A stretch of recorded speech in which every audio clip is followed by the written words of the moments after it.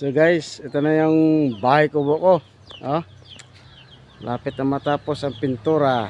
Oh, ganda na. Ah, yan ang bahay kubo. Kahit munti, bahay kubo pa rin. Di ba? Bahay kubo kahit munti. Ah. Yan.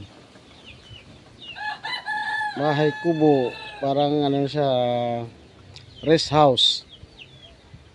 Lapit na matapos.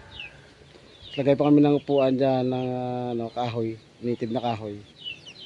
Yan, lagay namin dyan para maganda. Yan yung palibot to. Yung palibot ng amin puno bahay kubo. Yun o.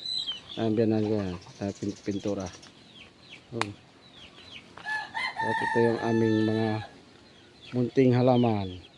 Yan. Yan. Kaya kunting manok. Yan.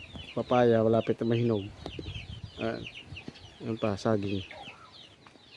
Yan. Ganda o. Yan. Lapit na matapos to. Yan. Yung mga talong namin. Yan. Native na manok. Yan. Gala lang. Yan o. Native na manok. Marami. Nasa 40 piraso. Yan o. Yan. Lapit na matapos. Bago umalis. Tapos na. Yan o. Bago matapos.